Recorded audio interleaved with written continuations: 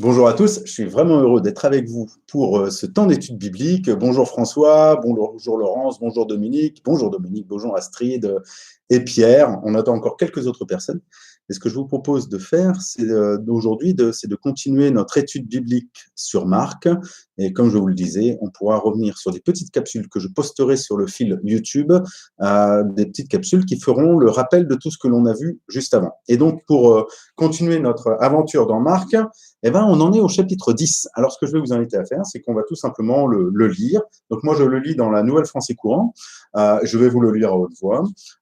Et aussi, j'ai un appui sur la Nouvelle Bible, la Nouvelle Second, la NBS, si on a besoin de choses plus précises sur le texte. Et je vous invite tout simplement à commencer. Donc, je vous lis le texte qui se trouve dans l'Évangile de Marc au chapitre 10. Jésus part de là et se rend dans le territoire de la Judée, de l'autre côté du Jourdain. De nouveau, une foule de gens s'assemblait près de lui et il les enseignait, comme il en avait l'habitude. Des pharisiens s'approchèrent de lui pour lui tendre un piège et lui demandaient « Est-il permis à un mari de renvoyer sa femme ?» Jésus leur répondit par cette question. « Quel commandement Moïse vous a-t-il donné ?» Ils dirent « Moïse a permis d'écrire une attestation de rupture et de renvoyer sa femme. » Alors Jésus leur dit « Moïse a écrit ce commandement pour vous parce que vous avez le cœur dur. Mais au commencement de la création, Dieu les créa, hommes et femmes, dit l'Écriture. C'est pourquoi l'homme quittera son père et sa mère pour s'attacher à sa femme. Et les deux deviendront une seule chair. Ainsi, ils ne seront plus deux, mais une seule chair. Donc, que personne ne sépare ce que Dieu a uni. » De retour à la maison, les disciples questionnèrent de nouveau Jésus à ce propos. Ils lui répondirent « Celui qui renvoie sa femme et en épouse une autre commet un adultère envers la première. Et si une femme renvoie son mari et épouse un autre homme, elle commet un adultère. » Des gens amenèrent des enfants à Jésus. Et là, vous notez tout de suite que je continue l'histoire. Dans vos Bibles, vous avez une séparation la plupart du temps et vous avez un titre qui vous dit souvent « Jésus bénit les enfants, Jésus les enfants ». Mais remarquez qu'il n'y a pas de rupture temporelle dans le texte. Il n'y a pas non plus de rupture d'espace. C'est-à-dire que ce qui suit est directement lié à ce qui précède. Et d'ailleurs, ça va être tout ça dans tout le chapitre 10, où ce qui se passe ici avec les pharisiens, et plus particulièrement même ce qui va se passer avec l'homme riche, celui qu'on appelle l'homme riche, et la guérison de Bartibée, eh ben, se font écho. Et donc, je vous invite tout simplement à entendre que la suite du texte se lie à partir aussi de ce qui va se passer ici. C'est-à-dire qu'on ne peut pas parler de la relation des enfants si on n'a pas d'abord compris ce qu'était la relation du couple. Et vous voyez que ce ne sont pas deux choses qui sont séparées. Et si on y réfléchit bien, tout à coup, on se dit, mais c'est évident. On est en train de nous parler du divorce, il y a un piège qui est posé par les pharisiens à Jésus, et ce divorce, quel est l'enjeu du divorce? C'est ce qu'on va voir derrière. Donc, je vous invite à continuer la lecture.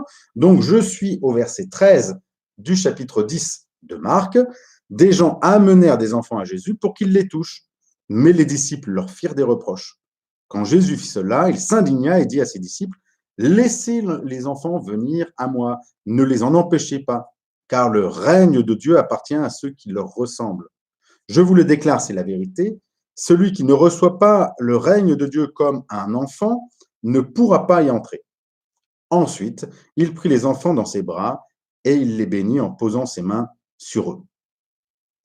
Comme Jésus se mettait en route, vous voyez que là, on a un changement d'espace, on a un changement temporel, on a une autre histoire. Comme il se mettait en route, il y a un autre mouvement qui se crée. Donc, on a ce qu'on appelle une péricope. Je vous ferai une petite capsule sur les péricopes, c'est-à-dire comment je découpe le texte de manière à pouvoir en sortir quelque chose. Et là, on a vraiment une notion essentielle et importante qu'on a déjà vue pour beaucoup d'entre vous, mais pour certains pas encore. C'est extrêmement important quand vous étudiez la Bible de ne pas lire la Bible telle qu'elle est découpée. Le découpage que vous avez dans vos Bibles, il est là pour nous aider à la lecture.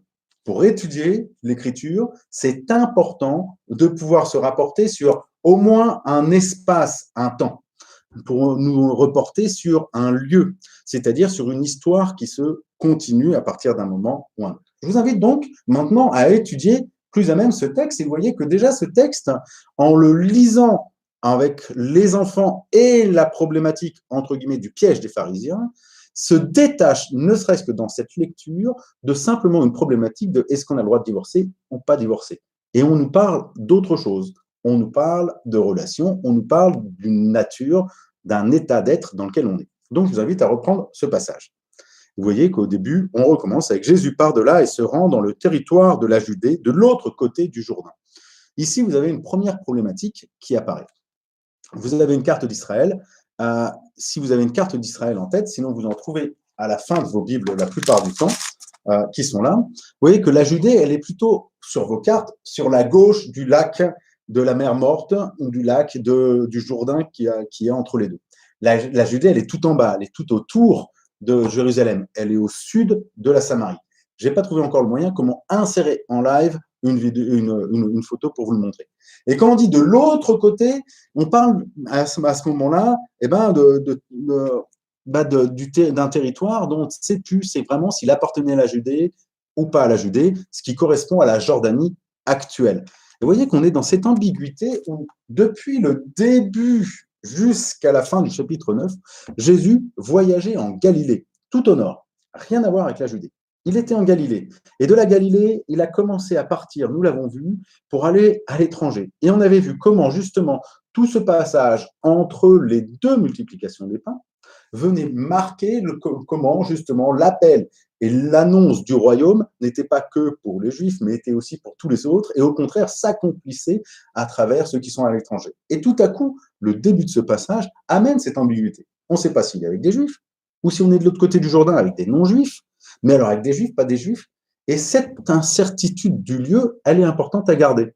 Elle est particulièrement importante à garder parce qu'on voudrait tellement trouver le lieu qu'on n'y arrive pas. Or, elle nous dit quelque chose d'important, c'est que Jésus est passé à un temps de son ministère dans lequel la considération de l'origine, Galilée, juif, judéen ou étranger, n'a plus d'espèce d'importance.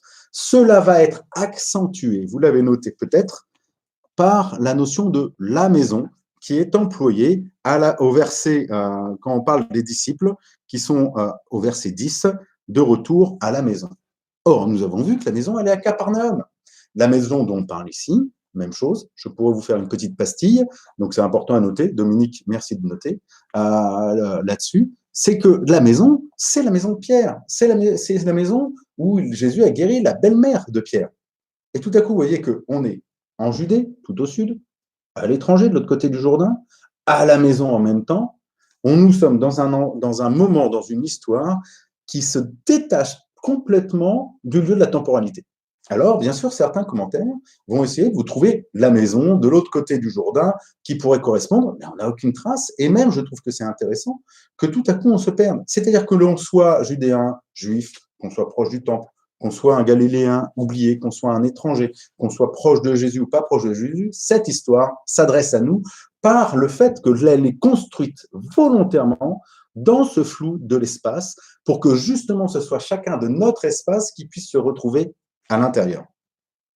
Donc voilà le début de l'histoire. Le début de l'histoire, elle se passe dans un espace qui n'est pas défini par presque une définition presque trop précise qui ne permet pas de le trouver.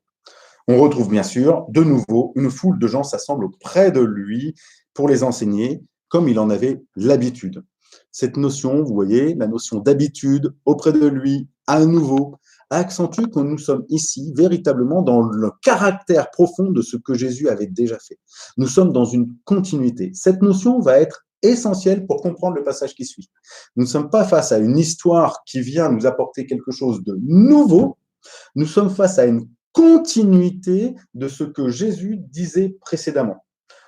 Une continuité qui parle, nous le verrons, à la fin de ce passage, nous l'avons vu, du royaume. Le royaume, celui dont il est parlé aux enfants.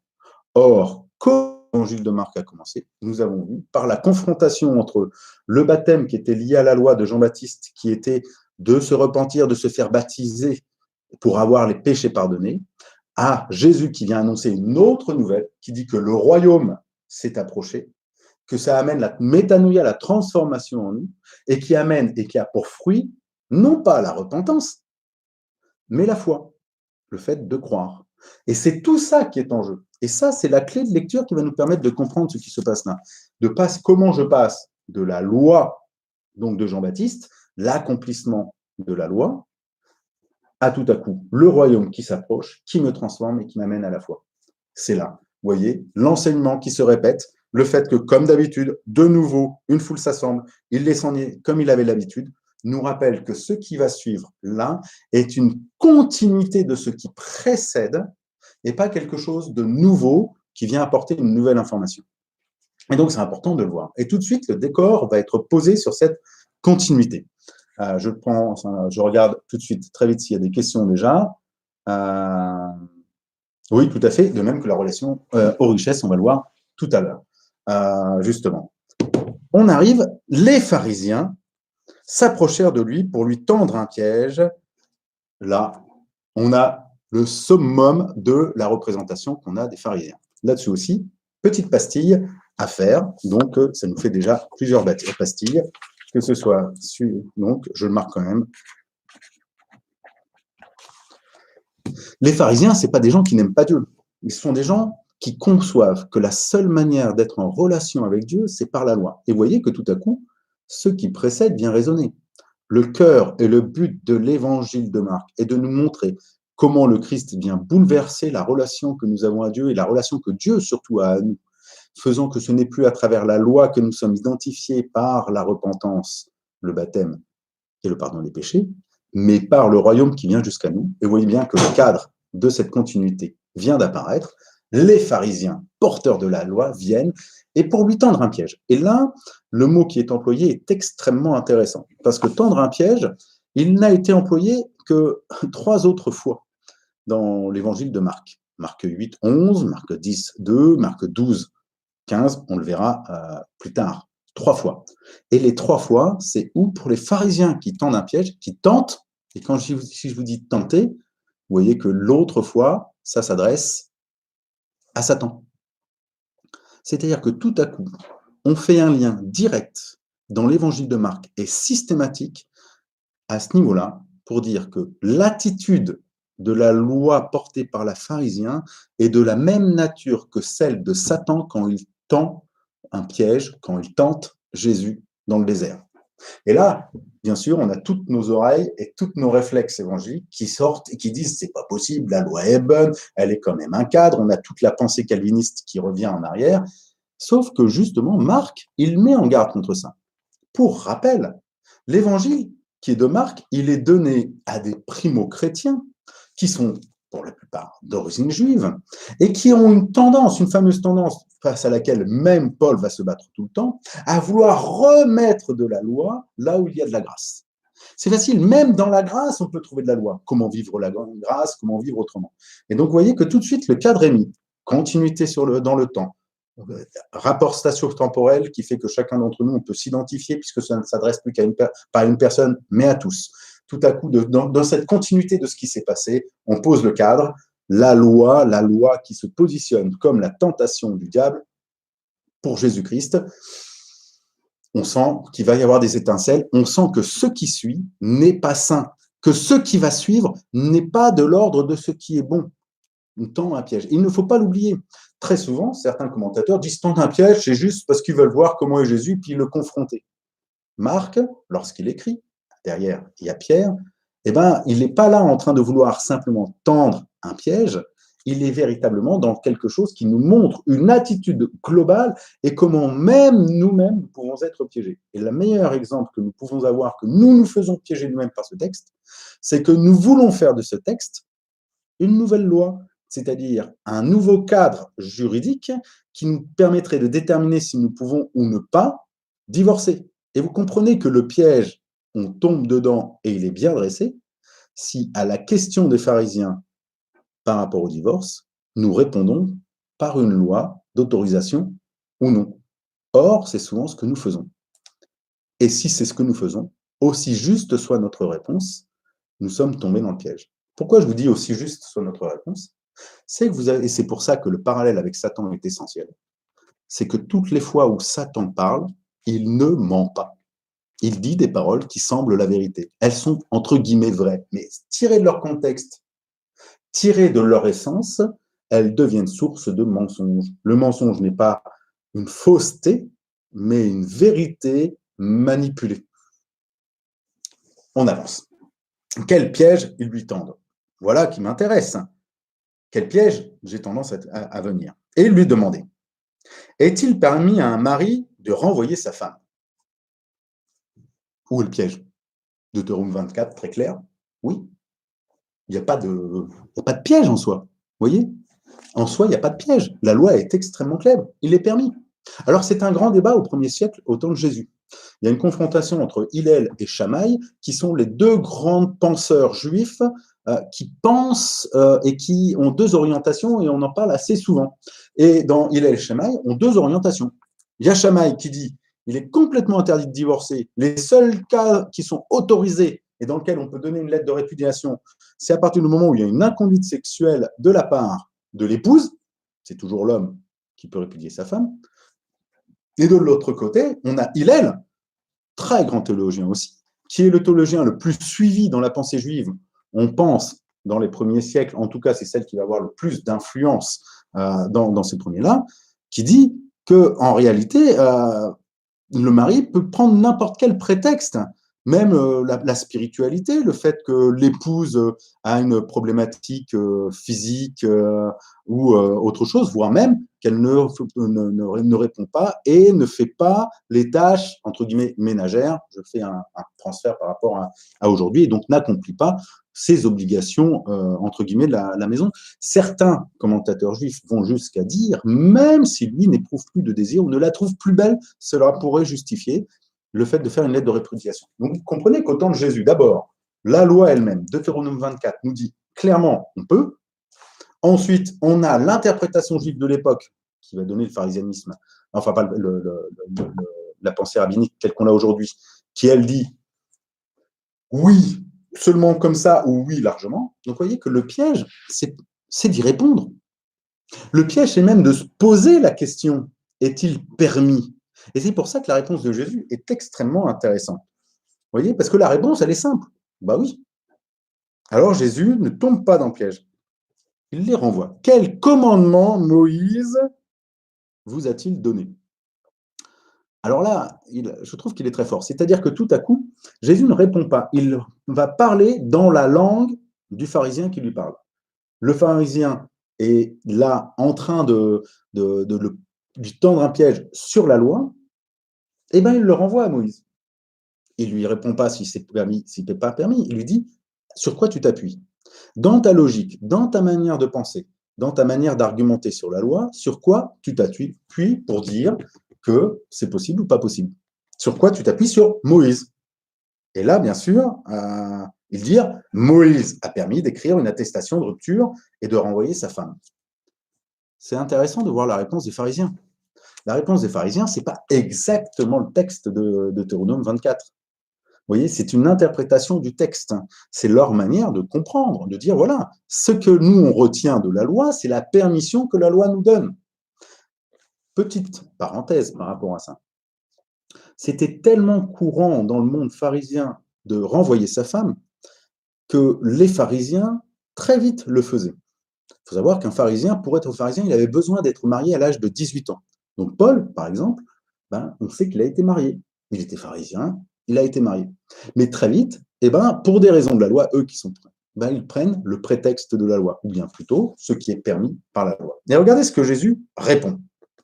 Alors Jésus leur dit, Moïse a écrit un commandement pour vous parce que vous avez le cœur dur. Et là, moi j'ai été surpris parce que sur le coup, je n'ai pas fait attention, mais il n'a pas dit Moïse a écrit la loi pour le peuple. Il n'a pas dit Moïse a écrit la loi pour Israël. Il ne parle pas de la loi dans son essence. Il est en train de dire pour vous, c'est-à-dire toi aujourd'hui. Il l'a écrit là-bas pour toi maintenant. Toi qui te réfères à la loi maintenant, il te l'a écrite pour maintenant. Et pourquoi il a écrite cette loi? Il ne l'a pas écrite parce que la loi est bonne. Il l'a écrite parce que ton cœur est dur. Et vous voyez tout à coup le retournement? De tout à coup, d'une loi qui devient la norme, qui nous donne la permissivité, Jésus renvoie le pharisien dans sa propre langue et dans son propre référentiel pour dire la problématique, c'est ni la loi ni le divorce. La première problématique, et peut-être la seule qui va être à considérer, c'est que ton cœur est dur. Ton cœur est dur. Et dur à quoi? C'est ça qui est intéressant. Eh bien, il est dur à la loi. La pensée de la loi, quand Dieu donne la loi à Moïse pour le peuple d'Israël, c'est une loi pour lui donner un cadre pour vivre la liberté dans laquelle il rentre après la libération d'Égypte. C'est-à-dire que le cœur dur du pharisien qui se veut le défenseur de la loi, en réalité, c'est un cœur dur au principe même de la loi, c'est-à-dire d'une règle, d'une loi qui donne la vie et qui fait vivre en dehors de tout esclavage, avec un seul Dieu, sans que d'autres personnes soient Dieu sur nos vies. Et donc, vous voyez que tout à coup, de qu'est-ce qui m'est permis de faire pour le divorce, Jésus revient en disant, ton cœur est dur, même à ce que tu prends comme référentiel, la loi.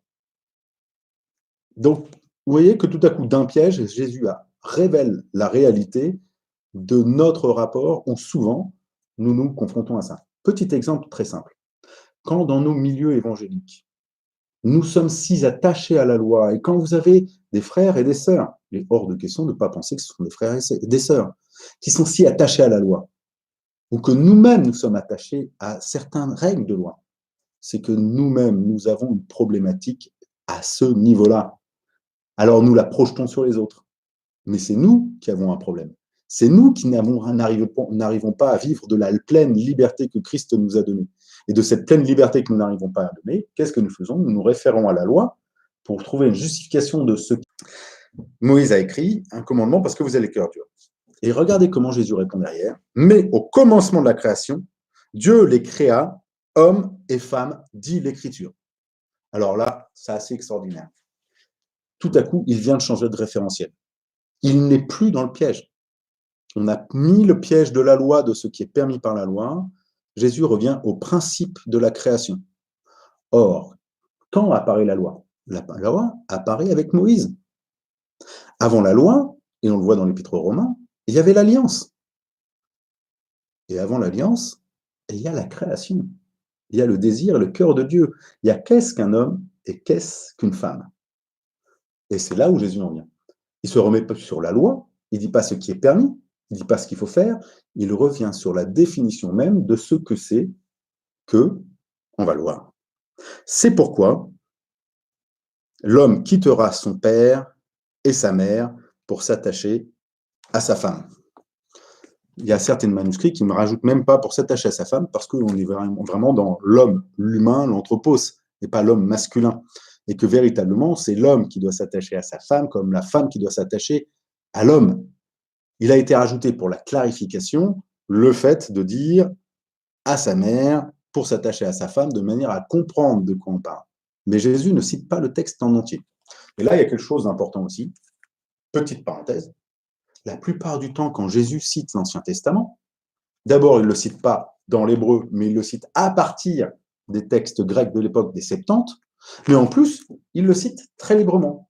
Et notez bien que Jésus appelle l'Ancien Testament l'Écriture, et pas parole de Dieu. On pourra faire un petit topo, une petite vidéo là-dessus, parce que c'est aussi essentiel, parce que c'est Christ qui est parole de Dieu. La Bible, elle est l'Écriture qui m'en rend témoignage. Et donc, regardez, Jésus revient au centre. L'humain est appelé, homme et femme, à se rencontrer pour ne faire qu'une seule chair. Les deux deviennent une seule chair. Ainsi, ils ne sont plus deux, mais une seule chair. Verset 8. Donc, que personne ne sépare ce que Dieu a uni. Qu'est-ce qui était en train de séparer ce qui est uni? La loi au démarrage. Face à la loi, Jésus met le principe de vie. Le principe de vie, c'est qu'un homme et une femme ne font qu'une seule chair. Que rien ne vienne séparer cela. Il n'est pas en train de dire que le divorce est autorisé ou interdit. Il est en train de dire que le couple, c'est quand un homme et une femme ne font qu'une chair, ne sont qu'un. Que justement, ils sont un exergue enegdo. Je vous renvoie sur la très bonne conférence de Valérie, qui va être sur le site internet, j'espère, qu'elle a faite sur les violences faites aux femmes, sur l'exergue enegdo. Et que personne ne sépare cela. Il ne dit pas que ce n'est pas possible de le séparer. Il dit que ce n'est pas de l'ordre de ce que Dieu veut que ça soit séparé. Mais qui peut séparer cela? Eh bien, dans cette histoire, on peut comprendre que les premiers qui séparent cela, ce sont ceux qui se réfèrent à ce qui est permis de faire ou pas, c'est-à-dire ceux qui se réfèrent à la loi. Ensuite, ce que Jésus sous-entend derrière, c'est que quand cet homme et cette femme ne font pas une chair, parce que l'un, par exemple, est violent sur l'autre, parce que tout à coup, il y en a un qui le trahit, et on va le voir avec l'exemple qu'il va donner derrière, parce que tout à coup, l'homme et la femme ne sont pas dans une relation d'exerkénecdo, mais dans une relation qui est conséquence de la chute, c'est-à-dire conséquence de la violence de se faire Dieu sur l'autre, et bien tout à coup, quelqu'un a séparé ce qui a été uni. Donc Jésus n'est pas là pour dire qu'on ne peut pas, il dit que c'est de l'ordre du péché que de le séparer. Et bien dans le couple, quand l'un ou l'autre sépare ce qui était uni, à partir de ce moment-là, le couple n'existe plus en soi, non pas parce qu'il y a une loi qui le permet ou ne le permet pas, mais parce que quelqu'un a séparé. L'œuvre qui est ici attribuée, tant aux pharisiens, et donc à Satan ici. Et Jésus ne dit pas qu'il ne faudra pas le faire, il dit que personne ne le fasse, et bien ça veut dire que quand c'est fait, ce n'est plus un couple. Et donc, que ce soit la loi qui dirige nos couples, ou que ce soit dans nos couples quelqu'un qui se fait Dieu sur nous, le couple, ici, n'existe plus. Et regardez pourquoi je peux aller jusque-là, c'est la suite du texte. De retour à la maison, les disciples questionnèrent de nouveau Jésus à ses propos. Notez qu'on ne sait pas, encore une fois. Ça, c'est surprenant dans l'évangile de Marc, le nombre de fois qu'on ne connaît pas ni le contenu de l'enseignement de Jésus, ni même ce que. Moi, j'aurais aimé savoir quelle était la question des disciples à ce moment-là. On ne nous le dit pas. On nous dit que la réponse de Jésus à ce moment-là. Il dit celui qui renvoie sa femme et en épouse une autre. Vous voyez, celui qui, non pas est à l'initiative du divorce, ce n'est pas du tout ce que Jésus est en train de dire. Il est en train de dire celui qui, parce qu'il a le regard qui veut épouser une autre femme, renvoie sa femme, ce qui est la situation dans laquelle sont les pharisiens et la raison pour laquelle ils utilisent les préceptes de la loi pour justifier qu'ils ont le droit, qu'ils ont la permission de divorcer, il leur dit, alors il commet un adultère devant la première femme. Vous notez que la femme dans cette histoire qui a subi l'opprobre, la violence, que ce soit par la loi ou par le comportement, etc., elle n'est pas du tout considérée comme fautive ou comme étant à part. C'est celui qui tout à coup a brisé par son comportement l'alliance créationnelle, qui tout à coup se positionne dans une relation non pas de couple, d'exerkénecdo par rapport à son conjoint, mais dans une relation d'adultère.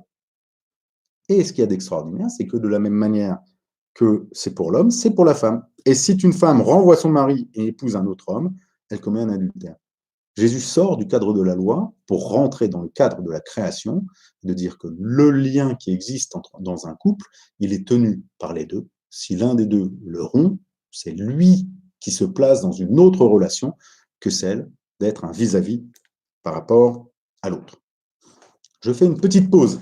Je regarde si vous avez quelques questions et ensuite on va regarder ce qui se passe avec les enfants et comment aussi ça éclaire ce passage.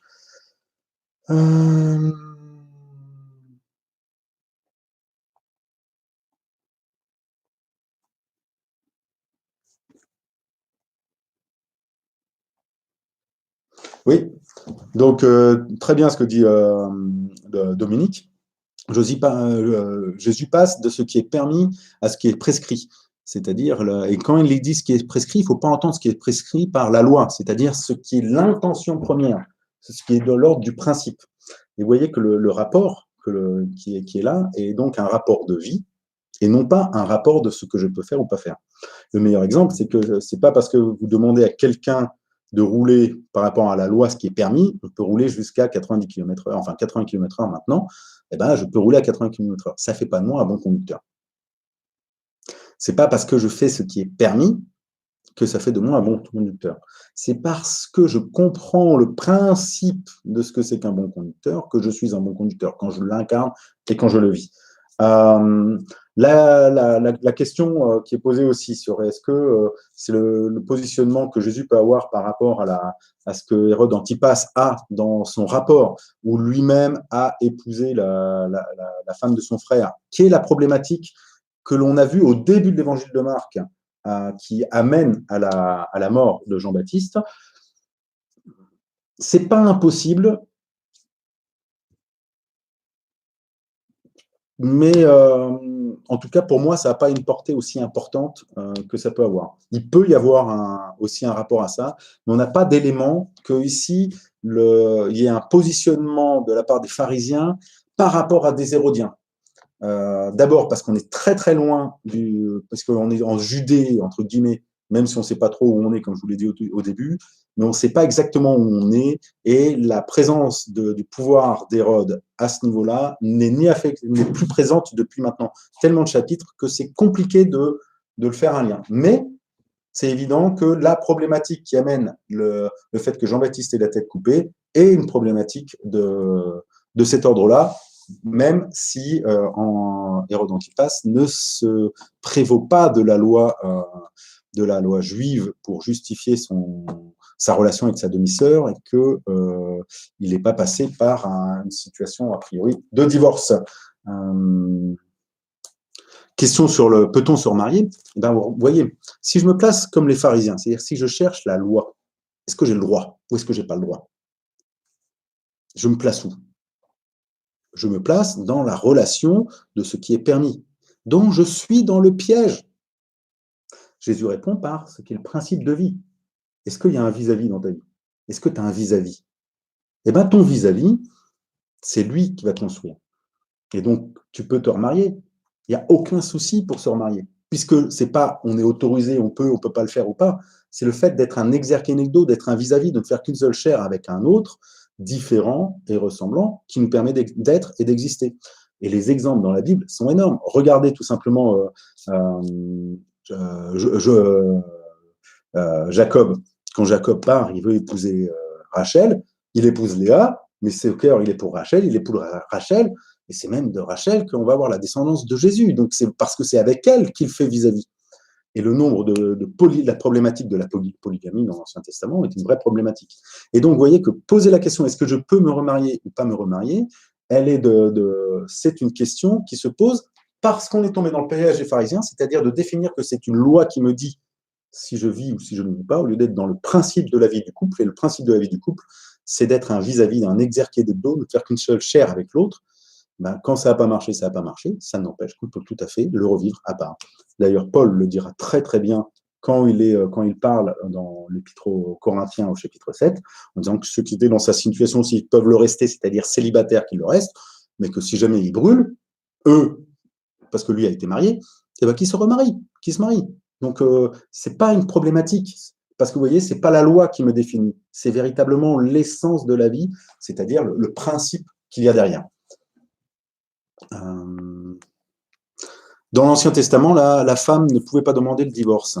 Les cas sont extrêmement rares et surtout, il y a une distorsion entre ce qui existe pour l'homme et pour la femme. Tout simplement parce que les deux n'ont pas le même statut. Et Jésus vient complètement rétablir. Ça, c'est aussi un point important dans ce texte. C'est qu'il met une égalité parfaite entre l'homme et la femme dans leur relation de vis-à-vis. Il n'y en a pas un qui est Dieu sur l'autre. Dans l'Ancien Testament, la structure de la famille, on pourra faire une petite vidéo peut-être si vous voulez là-dessus, sur la structure de la famille, mais elle est basée sur le triangle de White, qu'il explique. C'est-à-dire de dire que c'est la structuration familiale qui permet la relation à Dieu, qui permet la relation à la terre, qui permet la relation au peuple. Et donc, la disproportion qui existe dans l'Ancien Testament entre les hommes et la femme, elle est que un homme, s'il divorce, il ne brise pas la famille, puisqu'il vient consolider une famille s'il va avec quelqu'un d'autre. Tandis qu'une femme, elle brise la famille, elle brise le lien, puisque l'homme, c'est par adoption, etc. Donc, il y a une vraie distorsion qui existe entre les deux dans l'Ancien Testament que Jésus vient rétablir. Distorsion qui vient parce que la loi est donnée pour permettre à un peuple qui est sorti d'Égypte, qui n'a plus de règles, qui est cosmopolite, puisqu'il y a des Égyptiens, il y a des Hébreux, il y a d'autres esclaves, de se donner un cadre de vie pour pouvoir vivre la relation à Dieu. Mais ce n'est pas l'essence qu'il y a derrière. Et donc, cette disproportion, elle est là. Oui, parallèle entre le Jourdain et la tentation, on le voit avec les pharisiens, avec le même mot qui est employé ici. Donc,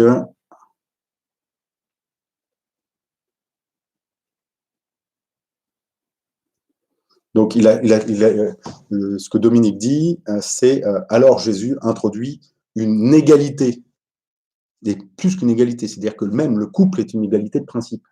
Et non pas une égalité parce qu'on est identique, mais une égalité dans nos différences. Voilà. J'attends un tout petit peu et j'enchaîne sur la suite. Eh bien, si vous êtes prêts, on continue. le petit passage sur les enfants. Vous voyez donc, problématique de l'identité du couple. Et la problématique de la loi, nous positionner sur qu'est-ce que je peux faire pour que la famille, pour que le peuple, pour que le lien existe. Donc comprenez que de la loi, on arrive au statut de l'enfant, alors que Jésus, dans l'identité du couple, le détache de cela. Il le positionne dans ce que c'est-à-dire quitter son père et sa mère, quitter ses références. Donc, et voilà, des gens amenèrent des enfants à Jésus pour qu'il les touche. Mais les disciples leur firent des reproches. On ne sait pas quel âge ont les enfants qui arrivent ici. Par contre, ce que l'on sait à l'époque, c'est que l'enfant est inexistant. Et une notion qui est importante, c'est que dans la pensée juive de l'époque, et particulièrement dans la pensée rabbinique que l'on va avoir, l'enfant n'est pas considéré, n'existe pas, parce qu'il ne peut pas comprendre la loi que Dieu a donnée.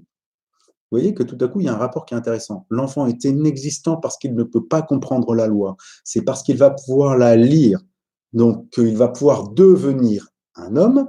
C'est ce qu'on appelle traditionnellement maintenant les bar mitzvah, c'est-à-dire tout à coup le moment où, dans la pensée juive moderne, donc c'est pas au temps de Jésus, mais moderne pour le comprendre, l'enfant lit la Torah et par sa lecture de la Torah devient un homme. Et c'est intéressant de voir qu'on est encore dans le même lien. Tout à coup, on amène à Jésus des êtres, ou même des non-êtres pour l'époque, des gens qui sont non considérés, parce qu'ils ne peuvent pas avoir de rapport à la loi. Donc, quel rapport ils peuvent avoir? Et on les amène pour qu'ils les touchent. Alors là, il y a quelque chose sur lequel tous les commentateurs ne sont pas nécessairement tous d'accord. Tout simplement parce que le toucher, ça nous fait référence sur l'ensemble de ce que l'on a vu avant. Et bien, toucher, c'est lié à la guérison.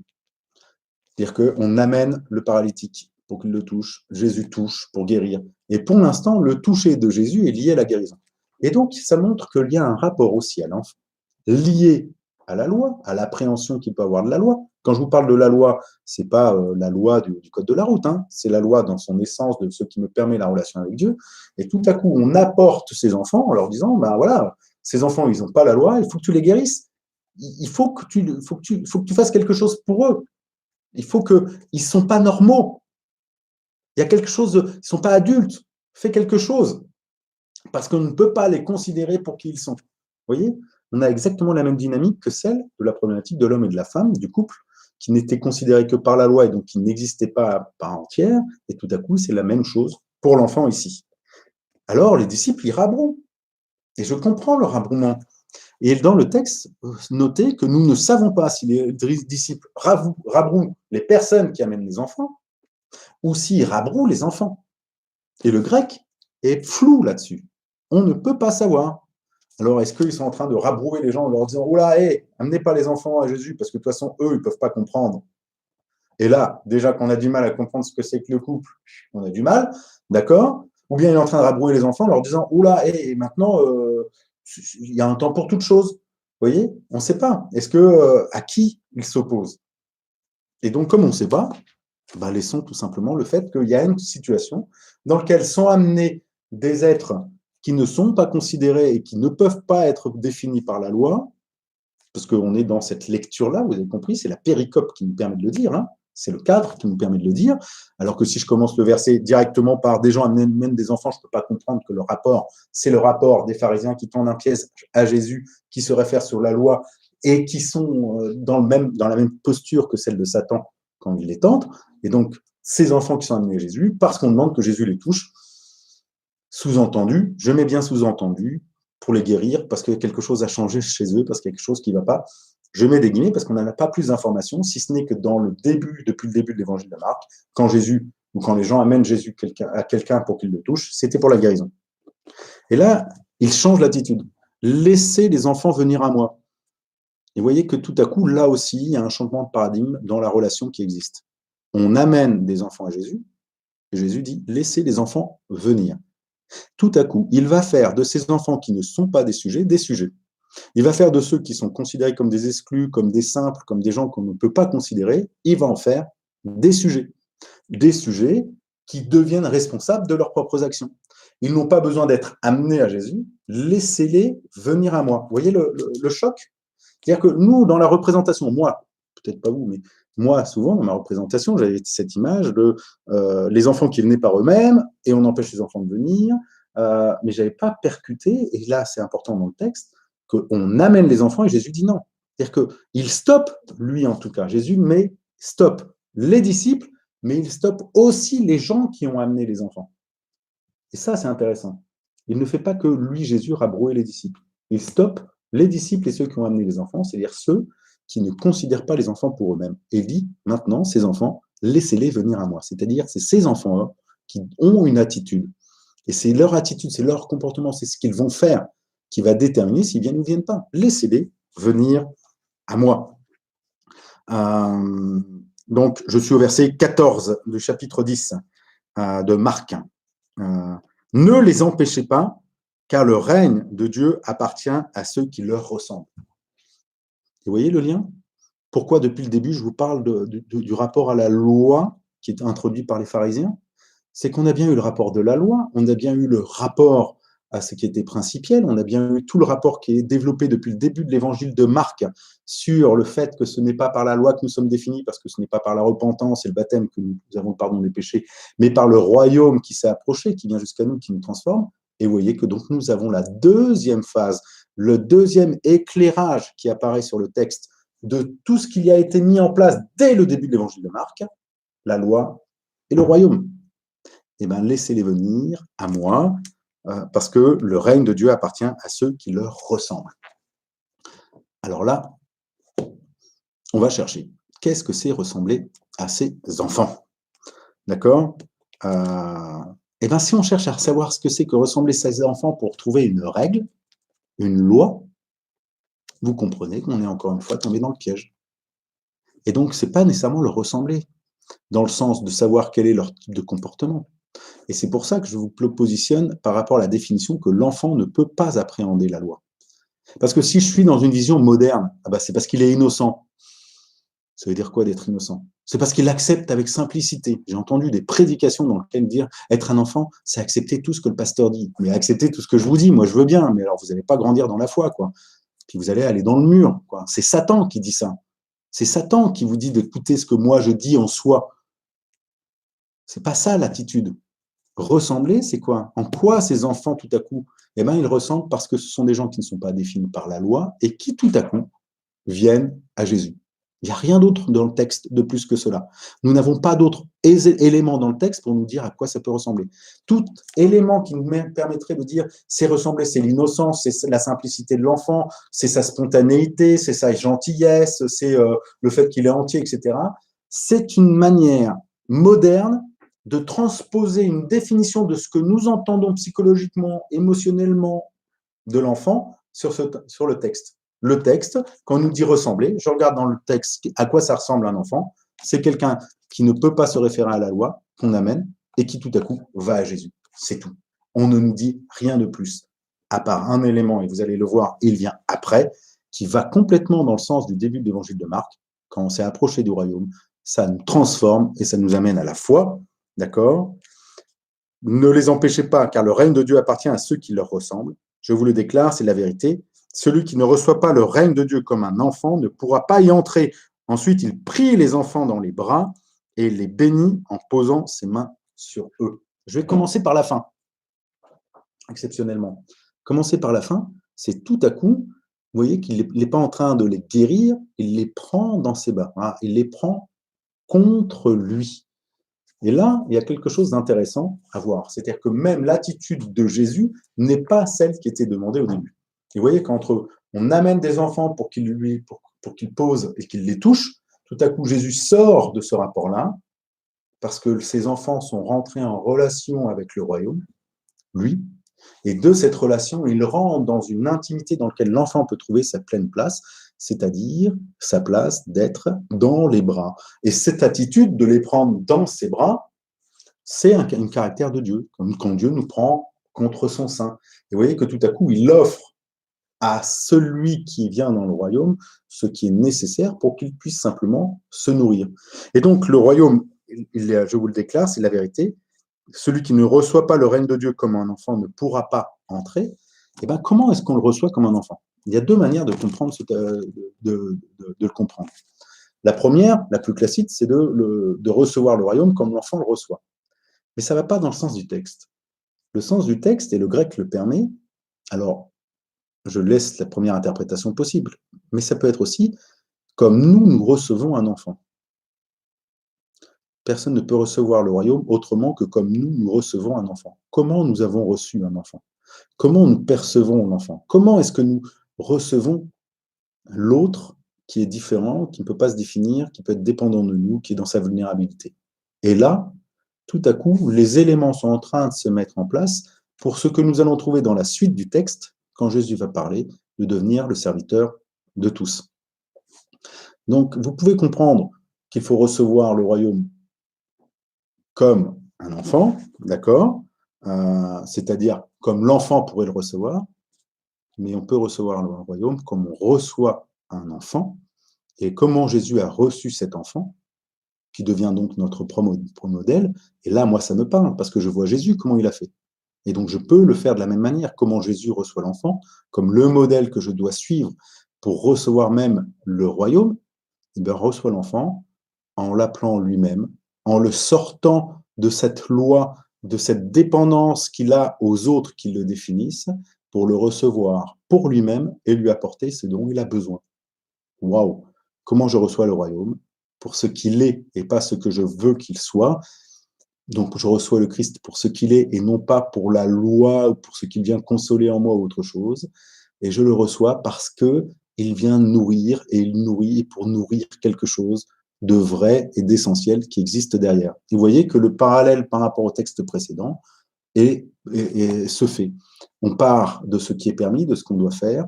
C'est pas ça qu'on doit faire, c'est ça qu'on doit abandonner. Excusez-moi, pas ça qu'on doit faire, c'est presque antinomique, parce que c'est presque une loi en elle-même, pour devenir véritablement principiel de notre relation. Relation au couple, relation au royaume. Et là, peut-être pour vous, s'allument des petites lumières dans votre tête en disant, mais après, Jésus, il nous parle de notre relation à nous, Église, à lui, comme le couple. De notre relation à nous, au Christ, comme le couple, qui se base sur la relation de comment je reçois un enfant, c'est-à-dire libéré de l'entrainte qui le définit parce qu'il est dépendant ou parce que même il ne peut pas comprendre la loi, pour le laisser lui-même libre de son acte et lui donner simplement, lui offrir simplement dont il a besoin à ce moment-là. Et ce dont il a besoin, c'est de la bénédiction et de la tendresse. C'est un acte de tendresse, vous mettez ce que vous voulez. Voilà, je fais une petite pause. On va même faire peut-être plus qu'une petite pause parce que ça fait déjà presque une heure qu'on est ensemble et je regarde vos questions.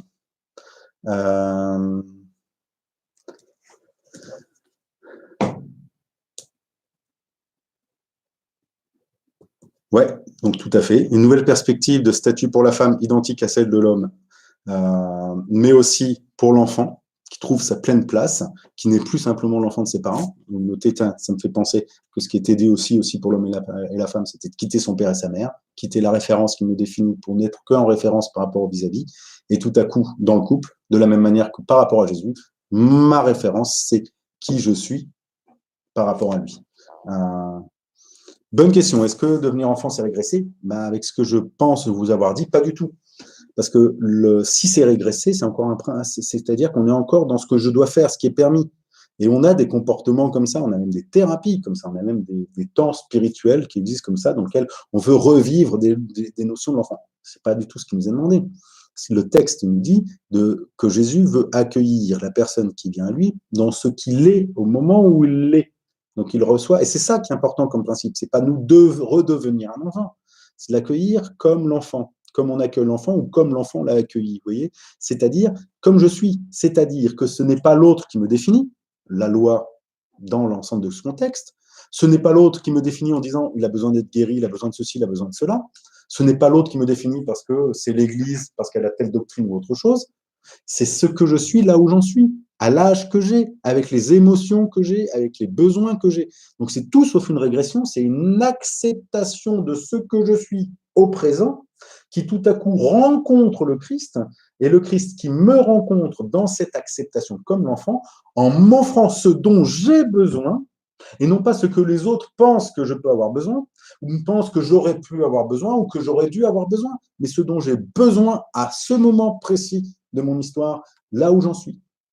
Et là où j'en suis, eh ben, ça dépend de mon temps. Mais c'est tout sauf une régression.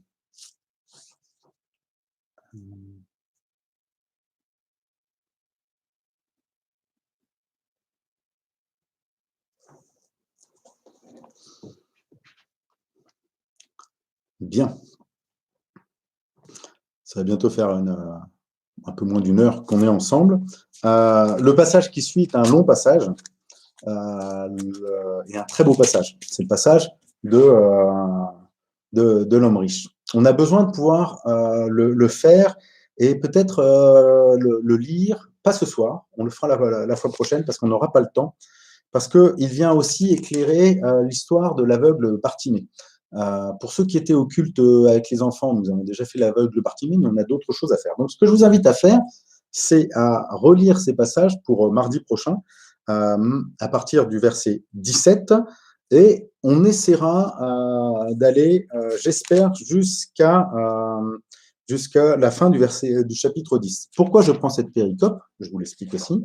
Comme Jésus se mit en route, mouvement qui se crée, d'accord? Et début du chapitre 11, quand ils approchent de Jérusalem. Vous voyez que tout à coup, on a quelque chose qui, dans l'espace, prend corps. Et il se met en route et on sait qu'il va arriver ensuite à Jérusalem à ce moment-là.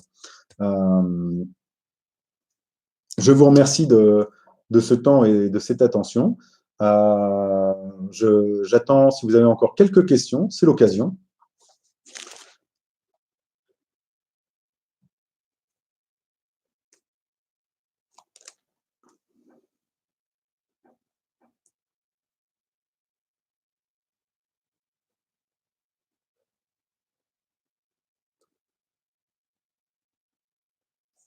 N'hésitez pas à me faire remonter à moi ou à Olivier les retours sur la facilité de ce live en direct et l'interaction que vous pouvez avoir.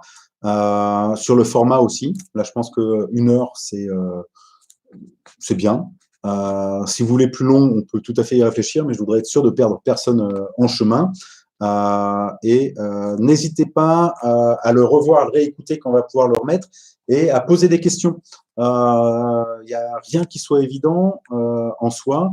Et toute question, dites-vous que quelqu'un d'autre se la pose, voire même moi, ça veut dire qu'il y a peut-être quelque chose que j'ai peut-être mal expliqué, que je n'ai pas compris. Et c'est aussi vos questions qui me permettent de grandir.